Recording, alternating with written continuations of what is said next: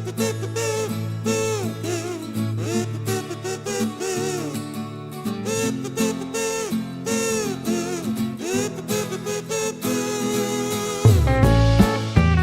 Students, कैसे हैं आप? स्वागत है आपका क्लास में। हम लेकर के आए हैं आज अध्याय 17 और परीक्षा एक कहानी। चैप्टर का नाम क्या है? परीक्षा है और ये एक कहानी है।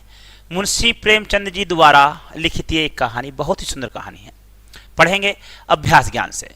प्रस्तुत कहानी में देवगढ़ की रियासत के दीवान सरदार सुजान सिंह जब बूढ़े हो चले तो उन्होंने महाराज से इस पद से मुक्त होने की विनती की। महाराज ने उनकी विनती स्वीकार करते हुए सरदार सुजान सिंह से कहा कि हमें अपने ही जैसा देवगढ़ की रियासत के लिए दीवान चुनकर दीजिए। सुजान सिंह उनकी आज्ञा का पालन करते हुए देवगढ़ की रियासत के लिए दीवान की परीक्षा लेनी शुरू कर दी है। ठीक है, अब होता क्या है, शुरुआत करते हैं कहानी से। देवगढ़ की रियासत के दीवान सरदार सुजान सिंह काफी बूढ़े हो गए थे। उन्होंने महाराज से विनती की कि अब वह कुछ समय परमात्मा का ध्यान करना चाहते हैं। शरीर अब शिथिल हो रहा था और ऐसे में कहीं कोई भूल चूक हो गई तो बुढ़ापे में दाग लग जाएगा। राजा साहब अपने अनुभवी दीवान का बहुत आदर करते थे। पहले तो उन्होंने समझाया, पर अंत में नया दीवान चुनने की जिम्मेदारी भी उन्हीं पर डाल दी कि चलो ठीक है। पहले तो राजा साहब मान ही नहीं रहे थे कि भाई कि हम तो फ्री करें, लेकिन बाद में जब उन्हें लगा कि यार अगर ऐसा है तो फिर एक काम करोगे, आप ही हमें दीवान ढूंढ कर दोगे, है ना। उन्हीं पर डाल देते हैं। आगे क्या होता है इसके आगे बढ़ेंगे हम।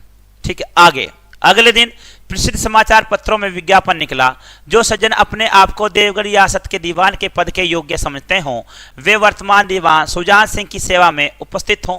1 महीने तक उम्मीदवारों के रहन सहन, आचार विचार को परखा जाएगा। जो उम्मीदवार उस परीक्षा में खरा उतरेगा वह ही इस पद के योग्य होगा।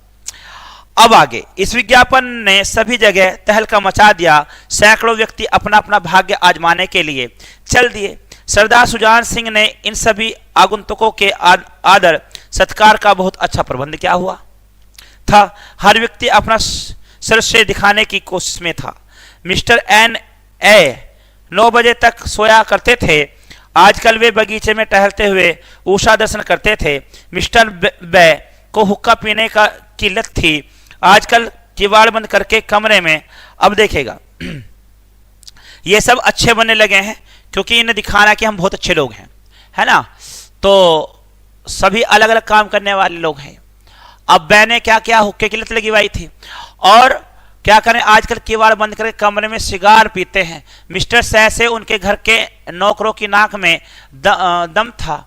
आजकल आप और जनाब के बगैर नौकरों से बातचीत नहीं करते थे। मिस्टर लय को किताबों से घृणा थी। आजकल ग्रंथ पढ़ने में डूब रहते थे। जिससे बात करो वही नम्रता का पुजारी और सदाचार का देवता बना नजर आता था। लेकिन मनुष्य का वह बूढ़ा जोरी आल में बैठा हुआ सब देख रहा था कि इन बुगलों में हंस कहाँ छिपा हुआ है। एक दिन नए फैशन वालों को सूझी की हॉकी का खेल हो जाए। यह प्रस्ताव हॉकी के मजे हुए खिलाड़ियों ने पेश किया। सोचा शायद वह हुनर ही कुछ काम आ जाए, इसे भी क्यों ना आजमाया जाए। पक्का निश्चय होने के बाद फील्ड बन गया और खेल शुरू हो गया। देवगढ़ वालों के लिए यह खेल बिल्कुल निराला था। ठीक है, अब होता क्या है, वहां सब अपनी अपनी परीक्षा देने आए हैं। हर एक व्यक्ति सोचता है कि मैं अच्छा करूंगा, मैं अच्छा करूंगा। अब सभी वहां पर क्या करते हैं, खेल में जाते हैं, वो भी हॉकी का खेल खेलने के लिए। भारत का राष्ट्रीय खेल हॉकी है। पढ़े लिखे लोग शतरंज और ताश जैसे गंभीर खेल खेलते थे। भागदौड़ के खेल बच्चों के खेल समझे जाते थे। ठीक है, खेल बड़े जोश के साथ चल रहा था। लोग गेंदों को लेकर इस तेजी के साथ दौड़ते मानो कोई लहर बढ़ी आ रही हो। दूसरी तरफ के लोग उस गेंद को ऐसे रोक देते मानो कोई लोहे की दीवार सामने हो। संध्या तक खेल इसी प्रकार चल रहा था। खेलने वाले पसीने से तरबतर हो रहे थे, लेकिन हार जीत का फैसला न हो सका, है ना। हार जीत का फैसला न हो सका। अब वहां पर खेल चल रहा है, सब लगे पड़े हैं, हार जीत का फैसला हो नहीं पा रहा है। विषय यहां तक पहुंच गया है। अब सब क्या हो रहा है, अंधेरा हो गया था। पथिक को यानी कि पथिक आने जाने वालों नाले में से चलकर आना जाना पड़ता था। एक किसान अनाज से भरी गाड़ी लेकर इस रास्ते से आया। एक तो नाले में कीचड़ था, दूसरे नाले की चढ़ाई अधिक थी, इसीलिए गाड़ी ऊपर न चढ़ पाती थी। वह कभी बैलों को ललकारता तो कभी हाथ से पहियों को ऊपर धकेलता, लेकिन बोझ अधिक था और बैल कमजोर, गाड़ी ऊपर न चढ़ती। थोड़ी सी ऊपर चढ़कर वापस नीचे आ जाती। किसान बार बार जोर लगाता और बार बार झुंझलाकर बैलों को मारता, लेकिन गाड़ी उभरने का नाम न लेती। बेचारा बार बार इधर उधर याचना भरी दृष्टि से देखता, किंतु कोई सहायक नजर नहीं आता। अनाज से भरी गाड़ी छोड़कर भी नहीं जा सकता था, बड़ी मुश्किल में फंसा हुआ था। इसी बीच खिलाड़ी भी वहां से गुजरने लगे। किसान ने उनकी तरफ दयनीय दृष्टि से देखा कि कोई आ जाए कम से कम, किंतु मेहमानों से मदद मांगने का उसका साहस न हुआ। खिलाड़ियों ने भी उसको देखा, मगर देखकर भी अनदेखा कर दिया। उन आंखों में सहानुभूति न दिखी, स्वार्थ और मद था। प्रेम भाव या उदारता कहीं दिखाई न दे रही थी। मनुष्यों को इस झुंड में एक उदार दयालु मनुष्य भी था। आज हाकी खेलते उसके पैरों में चोट लग गई थी। वह लड़खड़ाता हुआ चल रहा था। अचानक उसकी निगाह गाड़ी पर पड़ी। गाड़ीवान पर दृष्टि जाते ही उसकी समस्या समझ गया। उसने अपना कोट उतारा और किसान के पास जाकर बोला, मैं तुम्हारी गाड़ी निकाल दूं। किसान ने देखा, लंबा और गठे हुए बदन का सुदृढ़ नवयुवक सामने खड़ा था। वह झुककर बोला, हजूर, मैं आपसे कैसे कहूं। युवक ने कहा, मालूम होता है तुम यहाँ बड़ी देर से फंसे हो। अच्छा, अब तुम गाड़ी पर जाकर बैलों को साधो, मैं पहियों को धकेलता हूँ। ठीक है, साधो मतलब तुम उन्हें चलाओ, उन्हें दिशा दो, है ना, और मैं पीछे से आपकी गाड़ी को धकेल देता हूँ। ठीक है, उस नवयुवक ने यह वाली बात कही। इसी के साथ में साधो, पहियों को धकेलता हूं, अभी गाड़ी ऊपर चढ़ जाएगी। किसान गाड़ी पर जा बैठा। युवक ने पहिए को जोर लगाया। कीचड़ बहुत ज्यादा था, वह घुटने तक जमीन में गड़ गया, लेकिन उसने हिम्मत नहीं हारी।